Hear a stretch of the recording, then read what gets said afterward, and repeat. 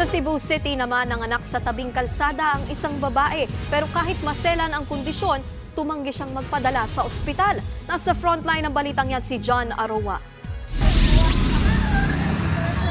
Hindi mapigilan ang hagulgol ng pamilyang yan sa Cebu City habang pinagmamasdan ang ina nilang wala ng buhay sa gilid ng kalsada. Kinilala ang babae na si Mary Ann Tampos, 35 taong gulang. Pumanaw ang biktima matapos manganak sa tabing kalsada pasado alas 7 ng umaga kahapon.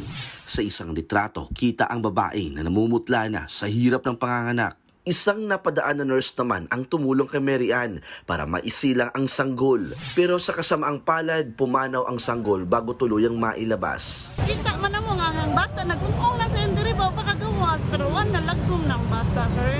Maya-maya, dumating ang isang ambulansya para dalhin sa ospital si Tampos. Pero hindi pumayag ang babae dahil wala raw pambayad. Lalo pat nakatira lang sa tabing kalsada si Mary Ann at umaasa lang sa limos. Nananong dyan, ma'am, kung nadlo ka sa bayad, wala na problema.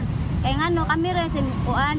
Kaya igor naman limpyo si Muntian. Kaya para lang mo kuan ka, mo ginhawa siya. Hindi, kaya na ako. Kaya madlok mo daw siya daw, kaya ano, kung lula dito, darang mo sa hospital, giwasan, kaya kung may bayad ba? Maging ang kinakasama ni Mary Ann, nakiusap na rin para madala siya sa ospital. Pero ayaw raw talaga nitong magpapilit. Anak-anak, gawa mo na lang hospital. Mo talaga yung kuha na yun, dahil mo talaga kuha, niya matumanod. Dahil sa masilan niyang kondisyon, pumanaw din kinalaunan si Mary Ann. Inihahanda naman ng ilibing ang labi ni Mary Ann kasama ang kanyang sanggol. Nagbabalita mula sa frontline, John Aroa, News 5. Mga kapatid, Jess De Los Santos po, huwag magpahuli sa mga umaaksyong balita at napapanahong issue sa bansa.